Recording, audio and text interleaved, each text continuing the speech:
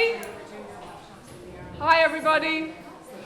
I would just like to say 3 very quick things.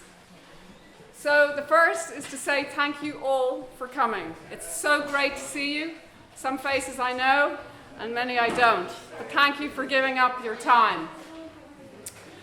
Secondly, I want to say thank you to our participants and to staff member Rory McAuliffe and Thomas McCarthy. Unfortunately, Thomas can't be with us today, but they've been working unstintingly on this IHREQ project, which we're also celebrating the close of today. And you'll see at the back of the room, we have a lot of merchandise. It's free, so please help yourselves. There's t-shirts, there's a booklet that includes the creative work and text and a commentary on the project, and there's badges. I'm sporting one. So please help yourselves. Also today, we're launching the publication of our 2023 book, which shows the creative writing and text from last year. And we have some participants who've left, but with us today, who've come back, who are featured in that book. So you're very welcome too. The IHREQ project is called Create Your Rights. Thirdly, I want to say how honoured and privileged I am to be standing in the shoes of Mick Egan. So Mick Egan founded RADE 20 years ago. He brought it up from nothing. It was his vision, his empathy, and above all, his love of the arts, I believe, that drove him to create this service. We're a registered charity and we're funded by the DSP and the HSE. Mick and RADE believe that creativity is open to all and that through engagement with the arts, there can be transformation. And that's what we're here to talk about today. So I want to hand you over to our chairperson for this discussion, John O'Donnell. I also want to thank John and our esteemed panelists for being with us today. And we can have our discussion, art and impact, the personal, social, and the political. Thanks very much, Jill, and thanks everybody for coming in. Now let me introduce the 3 panelists. Robbie O'Connor is a theatre maker from Dublin. He graduated with a degree in acting from the Lear in 2015, and he's written and contributed to many projects from ANU. His first solo play, Glue, was co-produced by Axis and Rough Magic as part of the Theatre Festival in Dublin in 2021. His second play, The Beatitudes, is currently in development. And his work as an actor includes work with the Druid, the Gaiety Theatre, the Gate, ANU, Rough Magic, Fishamble, and he's also various television and film credits. So that's Robbie O'Connor.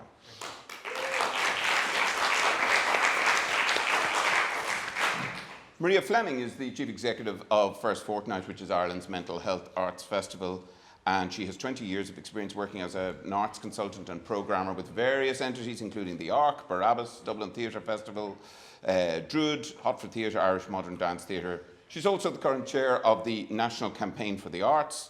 She was involved with the Waking of the Feminists in Irish theatre in 2015. She travelled as a volunteer to Chios in Greece in 2017 to work as a volunteer with refugee support there. And she's currently a board member of the Irish Cancer Society and works as a volunteer advocacy champion. Maria Fleming.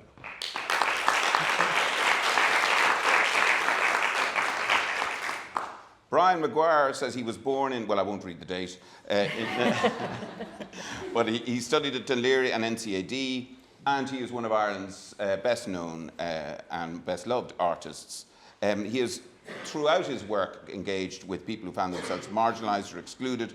And if I just read something that the Curlin Gallery said, Brian Maguire's approached painting as an act of solidarity. He operates a truly engaged practice compelled by raw realities of humanity's violence against itself and the potential for justice. Maguire's preoccupations draw him to the margins of the art world, alternative space, prisons, women's shelters, and psychiatric institutions. Making shows in traditional gallery and museum space is something of a rarity.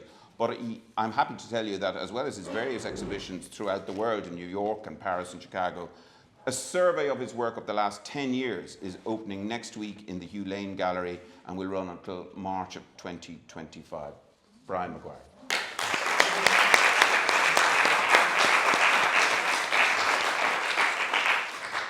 So can we start? Just a couple of questions. Brian, this idea that there's a right to create. You obviously have worked in prisons where various prisoners have been taught by you to create, but there would be a sizable number of people out there who would say, well, people in prison don't deserve to be given resources like that. They shouldn't be given that kind of opportunity. They're in there as punishment. Firstly, what do you think of this idea that the right to create could be limited in some way, or what's your view? I'm not sure how to come into this. I really don't see any difference between the people in prison and myself. You know, I'm an addict, as most of them are, some of them are. Also, we had very difficult eye treatment for police in Bray when I was there, and they never saw me. So I never ended up being charged or whatever, but there wasn't much that I belonged there, and therefore if I was entitled to, I was just thinking today, you know, about when I started, we had a slogan said education is a right, not a privilege. And that was in the 70s and 60s. And if that applied, the Norwegians had an idea that normalization was the best policy in terms of prison. And if it's normal to have art education in society, it's normal to have it in prison. What you do in prison is you remove people's liberty to wander around. You don't remove everything else, or anything else. Well, that used to be the way. It shifted a little, and maybe it's coming back. And have you, in your experience in working with people in prison, have you seen them a change for the better, for want of a better phrase, as a result of being able to participate in artistic activities? Well, the extraordinary thing that we don't measure it, and we refuse to measure it, but we know each other. And I know that almost everybody who did the course, the long-term course in Portlaoise Prison, which, remember, is people who have been sent by the Special Criminal Code. In other words, people who are deemed at the beginning, on virtue of their charges, to be a threat to the state. There isn't one of them went back. Nice. Not one. You know, and I can't give a definitive reason why, but I can notice that fact that career criminals, you know, retired. To become artists? Yeah. And your work with, is there Eddie Cahill would be the most famous of them. But Larry Dunn would also be well known, but his retirement wouldn't be as well known because he was deemed to be beyond the pale of respectability and therefore didn't get shows and didn't do stuff. But he did work. He retired. He painted. It's funny to think of he's passed retiring. on. Yeah. He's passed on now. But yes, that's what criminals do. Yeah. Like lawyers. Lawyers die in their boots. Maria, what do you think? Is there? I mean, are there limits? Can you put limits on the right to make art? I mean, leave aside things like prison and curtailment of your liberty. There are obviously limits that are set by practical terms, such as funding. Not everybody can be funded. Well, is it legitimate to place limits on the right, so-called, to make art?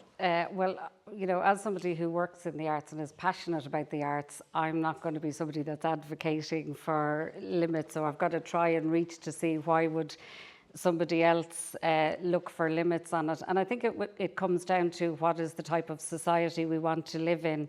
And we all saw, you know, during a time when there was lockdown, what did people reach for? And it was for music, for poetry, for films, for online. What things did people miss? Going to gigs, going to plays, going out to art. So, you know, we get to decide what's the type of society we want to live in and what we value. And if we value art, why would we limit it? And like Brian is right in saying that, you know, we don't measure it. We tend to know, like in our hearts and in amongst ourselves, the value of art. But I suppose other people might need a little more convincing. And I was very encouraged by There's a piece of research that they're doing in New York. So there's the New Victory Theatre in New York, which is a Broadway theatre, but it's not commercial. It's run for children and young people. And it would be unique in Broadway to be a not-for-profit. And they've done a longitudinal research. They're doing it over 5 years. And they took the time to get a number of schools involved in areas of disadvantage in New York. And they provided some of the schools with access to the New Victory Theatre, to the performing arts, to theatre, to dance, to music. And then there were some schools that did not have that access, that they weren't afforded the opportunity to go as a control group. And over that longitudinal study, they discovered a lot of things that were advantages for children who got access to the performing arts. But what blew my mind was one of the things that they were able to show was it gave children hope. How do you measure that? And how they measured that was my first question. How they measured that was they would ask them at the start of the study questions like, you know, are you going to go to college? Will you own your own home? Are you going to have a job? Will you be happy in your future? Will you have children? And the children who had access to the performing arts over the duration of the project developed those aspirations, not having had them at the beginning. And the children who were not given access to the performing arts did not have those aspirations and hopes at the end. So it's like what Billie Jean King said about tennis. You have to see it to be it. Yes. Yeah. And that's a good example of it. Yeah. But just the idea that, like, you know, I think everybody who works in the arts values the arts without question. But I love that we're able to share now a study that shows what is the value of the arts. And there's another study that they did in the University of London where they measured the heartbeats of theatre audiences. And when something would happen in the theatre, like if there was a big bit of excitement, that all the heartbeats would go at the same time and they synchronise across the duration of the play. And at the interval, the heartbeats go off in all different ways again. And when they sit back down, they synchronise again. So that's another thing that we know happens. We know that, sorry, Mike, we know there's connection when you sit in an audience. The audience here are connected. But now we have like scientific proof for the non-believers. That live experience, Yeah. Robbie, what do you think? I mean, if you think of things like the freedom of expression in the Constitution or the Article 19 of the United Nations Declaration, there is freedom of expression, but there is a right to limit it, or a power to limit it in public order, morality. I'm thinking of things like the Charlie Hebdo controversy some years ago, where they printed cartoons that the Islamists felt were offensive, and as a result, obviously the artist was shot. But do you think there's any entitlement to impose limits on what people say by way of expression? God, you could have given me the easy ones. Yes and no, and I'm not trying to say that as a cop-out answer. I think not by bounds of morality. If you create a piece of art that literally physically hurts somebody, then yes, obviously. Or, you know, if there's a word that is unacceptable today, for whether it be race or creed, I think there has to be, but context matters. If there's an intention to hurt, then what's the purpose of the art? If it's provocative, that's one thing. But if it's intended to hurt somebody, then the question is, does it stop being art? A work of art. There's a debate, I mean, you've probably heard it in America, and I think it was raised recently here, that a book like Harper Lee's book, To Kill a Mockingbird, that it should be edited to remove certain words that would be no longer accepted in public discourse or conversation. Now, a lot of people, there were certainly people, you know, seeing the way the wind was blowing, say, oh yes, this has to happen and our children shouldn't be exposed to this, particularly in a multiracial society. But there would be another argument who would say, well, this book was written to illustrate what that is like, what the awfulness of racism is like. What do you think? Again, it goes down to context. First of all, they're period pieces. Those authors aren't alive anymore. Yeah. No, as an artist, absolutely not. You cannot edit that work. That's their work. Today, you look at it in the context of when, of who it was meant for at the time, and how it's presented today contextualizes it and how you present it. So if it's Look Back in Anger is the play Look Back in Anger. It's a really misogynistic piece. And they did it at the Gate about 5 years ago. Oh, COVID is kind of a few years ago anyway. And you look and go, oh my God. And there were people who were going, that shouldn't be put on today. You go, no, of course it should. Because we can have a conversation now about what it was. So context, how the work is presented today is everything. And different people will see different things. There was I heard a story about a production of The Snapper in the Gate recently, and as you know, The Snapper is about a girl who is raped by a neighbour. But some Americans who were kind of tutting at half time were asked, what did they think? And said, well, it's appalling. Well, what's appalling? It's appalling that she's smoking while she's pregnant. But they weren't counting. It didn't seem to worry them how she had become pregnant. We all bring our baggage. Yeah, exactly. Yeah, sure. Brian, there's a suggestion that, Ivan Boland said, self-expression is not art. And, are we in a kind of a situation where everything is soft-focused and we can call everything art? I think that we could do without the snobbery of the experts.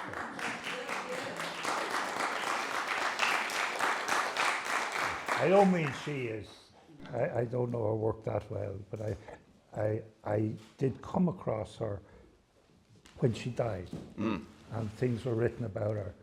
And she worked up in Stanford, didn't she? She lived in Dundrum, yeah? No, in Stanford. Oh, Stanford University, yes, in America, yes. Yeah, not Sandyford. She did live in Sandyford as well, though. So do I. But I was very impressed by what I heard about her. So, I remember seeing that in Keogh's Bar. I remember having a drawing that somebody did in a workshop, a kid or somebody. And I had it. What I had it in the pub is kind of shameful, but nonetheless, and I showed it to this fella who was a minimal sculptor, John Byrne, I think that was him.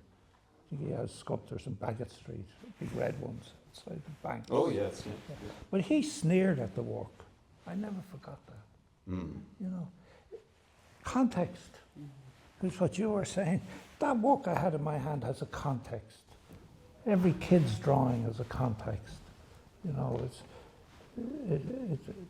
This is bullshit about getting these hierarchies and saying that self-expression is not art. I mean, that's utter nonsense in my view. Where did we learn to sing? We learn as children. We learn to draw as children, and that's not anything other than self-expression. And it's what gives the art as people grow up. Maria, the importance of self-expression, whether or not you call it art, but we're talking about the right to express. I mean, your work in the mental health first fortnight, and in the Irish Cancer Society, would have given you an insight into how people respond when they're given an opportunity to participate in creative or artistic creative projects. Completely. So first fortnight, we run an annual arts festival the first 2 weeks of the year. The clue is in the title. And we also run year-round creative art therapy for those who are homeless or at risk of homelessness. And we do that for children, adolescents and adults. And, it's nothing short of a miracle, some of the results that we see, like when somebody is given access to the creative arts, there could be all sorts of reasons for why talk therapy might not work for some people, but the ability to express themselves, we do art therapy, music therapy, drama therapy, and we just see incredible results, and the arts can reach something within people that maybe just talking or being told to do something will not, and you see that as well really strikingly during my time at the ARC, we introduced autism-friendly performances or relaxed performances, which would allow access to people who are neurodivergent, to come and attend a piece of theatre. And The norm is you sit still, as our lovely audience are here, you sit still and you pay attention and you face a certain way and you behave a certain way. And people who are neurodivergent, that's really difficult for them to do. So there are allowances made in the performances. And, when you speak to the families and teachers and caregivers afterwards, it's just transformative, what can happen for a person experiencing that. There was a famous, stage managers at the end of every theatre show, they have to write a report about how the show went. And there was a stage manager's report from America that went viral, where they wrote, I think we're all agreed that today's performance of Harold and the Purple Crayon was not our finest moment, but that all paled in significance when we learned that there was a child with autism in the audience who turned to their teacher at one part in the show, used her full name and said, "There's a dragon, so there'll be fire," and there was fire. And the child talked the whole way through the show, and the teacher had never heard the child speak before, didn't know that they knew their name, and when the show ended, the child stopped talking again. Right. So there's something about She was liberated. the connection, speak, so in terms of why would art not be something we look to for recovery and to use for recovery when we see that power, Robbie, you were in a production of Laundry, and that, in this whole idea of what does or doesn't constitute art, 20 years ago, nobody would have dreamt of a theatre piece about that topic. I think Irish people would have been afraid of it. But can you tell us a little bit about your experience of appearing in Laundry? Was it a new production? Yes, it was, yeah. So we did Laundry, which was set in and produced in the Magdalen Laundry on Sean McDermott Street. We did it in 2011. At the time, it still is obviously a contentious issue, but people didn't really want to talk about it. So we kind of tried to shine a light on it. It was difficult material, but what it did was we had, and much more important than any of the work that we were doing, we had people coming to the show saying, "I was here, I stay, and I see myself in this show." And what that is, that to have that representation meant the world to them. I hate this idea that artists see themselves as above the common man, because we're not. We are reflective. We are the common man trying to reflect back. So I never thought what I ever did was important. I loved it. I think you have to, because it's not exactly the best paid job in the world. Yeah. But when I have people come, because we do a lot of socially engaged work, beyond, not just Laundry, but we do stuff, work around the tenements, work around at-risk areas. So when you have people come up and say, "I grew up in this place and we never thought somebody do a play about where I come from," or "My ma was always singing that song when I was a kid," that means the work, because all it is then is representation. Yeah. And again, it goes back to that, I can't remember where the quote comes from, "If you can see it, you can be it." Yes, Billie Jean King. Yes, yeah. Maria, just looking at the idea of the therapeutic effects of art, there's a writer called Jean Rhys who says, "When you write it down, it doesn't hurt as much anymore." Have you come across that? Maybe, Brian, you've come across it as well. Have you come across that in Yeah, we definitely. the mental health fortnight? Yeah, we definitely see a lot of the work that we present during the festival is all around the theme of mental health, and the aim of the festival is to try and remove the stigma and to start conversations about mental health that aren't frightening, that aren't threatening, and we do that by presenting theatre, film, dance, music, all looking at the theme of mental health and hoping that the audience will engage. And a lot of the artists that we work with have lived experience. So what's amazing is that they're sharing, for the main part, sometimes they might be sharing the story of a family member or a friend or that, but a lot of the artists are sharing their own personal lived experience of mental ill health. And the connection that will make when it's real, when people feel the authenticity of that experience coming directly from the artist, coming directly from the artist to the audience, like we see remarkable responses within the audience, and the conversations that happen in the foyer, you know, during our festival are where the real change happens. Sure. But Brian, I suppose some people would say the process of making art, you're an art maker, is itself can be torturous and tormenting, and the idea that art can make people better, it can also make you feel worse. I don't know. What do you think? The process is a pleasure, you know. It's technical. It's the actual making of it is the pleasure that's in it. Getting to there is a bit more rocky. Take us through that. What do you mean getting to there? Well, you know,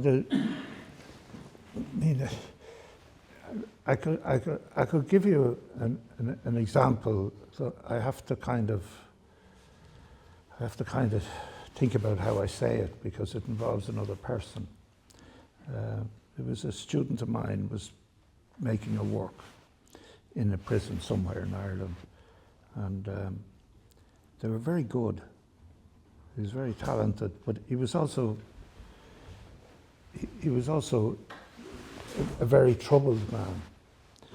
And he started to make this work, and it became clear to me that the series of works he was making, that he was going to end up at crime that put him in here, which involved the death of a number of people. And in the end, I didn't know what to do, because I'm not. It's not that I'm hiding in my ignorance, but I'm not a psychiatrist. You know, I'm not. I just have common sense.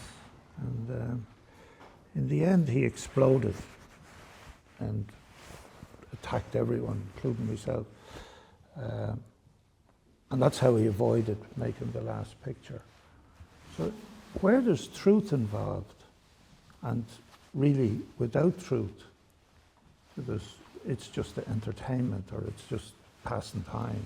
But once the person is deciding to tell some truth of their own about themselves or their neighbours or whatever, it has all the problems of truth. Yeah, it's a process that's painful. Becomes painful. It can be. It can be. It can become. But interestingly enough, 10 years later, I got a letter from the department saying that this man would talk to nobody, but that he might talk to me. Right. And they asked me to go see him. And did you? I did, of course. And we did talk, you know.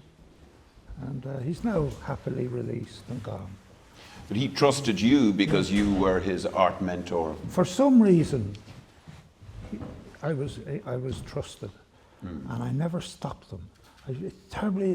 I never took his agency away from him, even though he was heading for fucking trouble and I could see it, you know? But I suppose the base of that is that as his teacher, you were somebody who trusted, and you had given him a process to work things out, and he trusted you because you'd given him that. There was something between us that was healthy, you know, something. And sure enough, because everybody else, we're talking about Irish prisons, you know, it's not the heart of the matter, you know. No, I know, but it's obviously an important part of the recovery process, if I can put it that way, within a prison, that people are looked after and encouraged to rehabilitate, and one of that is supposed to be done surely by the artistic process. I don't think I don't know, I've never really seen rehabilitation. Has anybody seen rehabilitation that you didn't do yourself? Oh. You know, I haven't seen it. I've seen people doing their best, and teachers doing their best and stuff, and I've seen other ones doing their worst, you know. And the same applies to prison officers and stuff. But there isn't. The main business is keeping people in there and not getting caught. When you say not getting caught. I mean covering your ass. Maria, if we can just move it out beyond the bars for a second. I mean, Shelley said poets are the unacknowledged legislators of the world. Now, of course, a poet would say that because that's what they like to believe. But I mean, is there a sense in which artists sometimes, by exercising that right to create, make something more than just art, like that they can create a movement and can actually develop things in a way that wouldn't have happened without that artistic creation? I mean, I don't think that is necessary for artists, that they have to make change or make a movement, but I think it is frequently the result of art that people make or the movement of artists. So obviously, as you said, I was heavily involved with Waking the Feminist. Yes, that's what I was thinking. Yes, so that was a movement and a campaign, and it came out of frustration among female artists working in theatre in Ireland with the lack of representation. But it grew legs. We then saw it everywhere. Like there was a movement that started within the traditional music that came out of that. The Me Too movement happened shortly after that, and it's all connected, and that no one artist set out to say I'm going to make my life's work this campaign, but being involved in the art and the direction that you go. I suppose for me, working in the arts in the time that I've been in it, for me there is always an element of social justice and advocacy and campaigning, but it doesn't it's not reliant on it. I can go and enjoy a piece of art, music, theatre that is not political or making a point or trying to change the world, but art does change people, and out of that we can use elements of the arts to say things that maybe people aren't comfortable saying in other arenas, and there's a bit of freedom. One of the companies that I worked for was Barabbas Theatre Company, which is a theatre of clown, and the clown is always authentic and speaks the truth, and you have characters like the fool in Shakespearean plays, and that's the person who will tell the king what's actually happening when everybody else is fawning. And it's through those ways, I suppose, that art can speak truth to power and make a difference. But I don't think artists have to every day sit down, well, how am I going to change the world today? But I do love the power that it has, and I have seen campaigns and movements come out of artistic work. I would also be involved with PalFest, which is Irish artists supporting Palestine, and we've been working long before the current conflict happened, but back over years. And it's a way of being able to speak and express that in some ways people find less threatening, to go to a concert with Palestinian artists and dabka dancers seems easier than going to listen to an ambassador or a politician speak on the issue.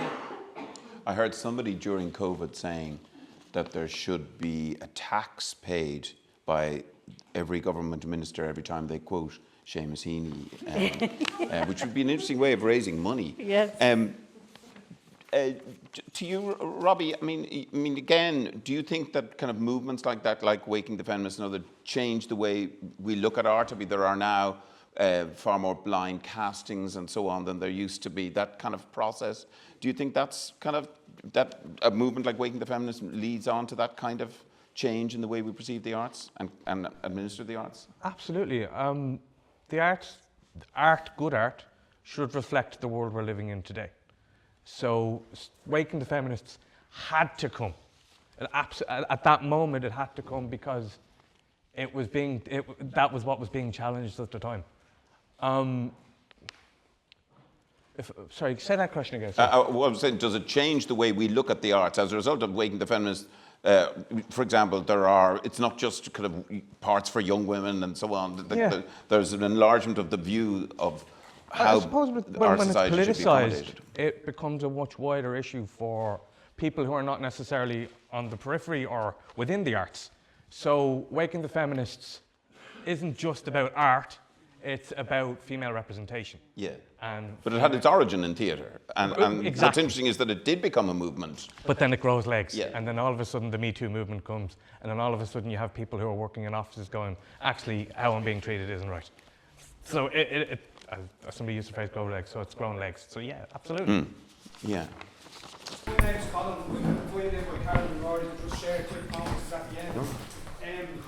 And I thought it's very fitting, like just the subject matter that was going on there, and I was thinking of the George Bernard Shaw quote, which is, every profession is a conspiracy against the laity. So that the doctors, the solicitors, the university scholars, they withhold something from us, and this idea of the gate, this fucking gatekeeping, like there is no gate. That's the biggest trick of all, like, and self-expression is art. And I think it's a great privilege to be able to share a room with places like Sale and RADE and create those spaces where art happens. And life, our experience is so fucking ephemeral. It just floats away like smoke. And then when someone says self-expression isn't art, it's almost like that right to say, oh, what I'm saying is art, is taken away, and then you don't even bother. And it's fucking, I think that's mad, you know. And just when you said, when we were talking about that, and I think it was Brian that brought up around this idea of snobbery, every city in Dublin, every city in Ireland used to have a wall around it. And you, as soon as you went, the coloniser came, put the wall around the city, said, you all stay outside there, that's the Liberties, that's Irish Town. And then you had to participate and say nothing about what was taken off everybody once you went inside. I think sometimes that's how art still functions in Ireland. And I think it's mad that fucking, like Seamus Heaney, great poet. But he can see a woman standing beside a dresser and write about it. And then it's like, it's this fucking big platform, celebratory, amazing thing. And then if we see someone standing beside a dresser, what's the difference? Do you know what I mean? And I think it's important that we acknowledge that there's not this pyramid of art. It's a flat plateau, and it's accessible to everybody. And just with that, I'd like to share a poem that was written by a fellow I worked with in Focus Ireland down in Waterford. His name was Dwayne, and he passed away a couple of years ago. But he shared this piece, this lovely moment with me, and it's just with the beauty of art and the joy of self-expression that you can hold on to a moment like an artefact forever. You can make a moment eternal. So I'm going to share this poem, and I hope nobody fucking rings me now, because, you know. So, birthday by Dwayne. Got a few texts, happy birthday messages. Son and daughter came, got a few razor blades. In bed for 9 o'clock. Could have had a little party if I wanted, but I wasn't into it. Went for my phone to ring my dad. I was thinking he probably forgot, but what I'd forgotten is that he'd already passed away. He's been dead 5 or 6 years. My dad was a good man. He was well liked. I don't know what happened that made me forget. It was something, just spur of the moment. It was my birthday, and I wanted to say hello. It had me on a downer, but I came around then, talking to my ma. I felt better. Now, I'm after putting on a bit of weight after eating a big cake. There you go.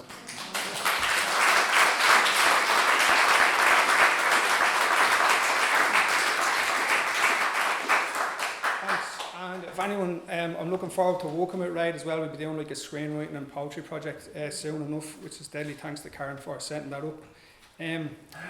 There's just like, you know, like you get a moment, like it's a little tap on your shoulder. It's like, here pal, don't fucking forget this. This is special. That's a poem, right? That's a poem happening to someone. Like, yeah, I'm a poem, you know. And you have to fucking write it down. I remember being in my gaff one just random Tuesday, and it was just so nice, and I got that signal. It was just like, and I listen to it now, and we all have that voice, and we kind of ignore it. And part of it might be, oh, you know, what I think isn't that important, or what I know isn't that special, but it fucking is, and you should write it down. And I had that, like, I'm good at listening to that voice now, and I got that signal. I was like, right, I better write this down.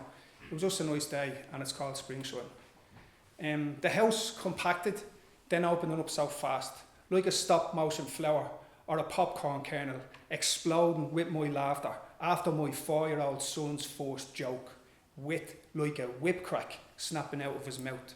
In the hall, my daughter spins into a dream of being a gymnast. She flips back, bends and unfolds herself. The room restored with her energy. I see her aura moving through the air like slow motion orbs of water. Her older sister has curled up on the couch, stares into her phone, opens herself as pixels, her feelings sent as letters to an invisible boy. When the tick turns green on her screen, what comes in reply is like a bomb going off in her endocrine system. She walks to the kitchen, Her mother is making spaghetti bolognese. No frills, just sauce from the jar, some mince. We like it simple. The steam of it on the walls, the drone of the extractor fan, the small ceremony of cutlery thrown across the table. The daughter helps, can't help smiling. The mother doesn't know why, but smiles as well. This is the soft machine of our life. Last night, the house was warm, without the fucking heating on. And this morning, sunlight woke us, one by one, and the noise of a tin gunning across the field outside, on a scrambler, accelerating, feeling the wind in his hair. Inside the engine, small burst of fire, while his tyres run over the grass. In the dark, beneath this all, new bulbs push hard against the clay. Thank you.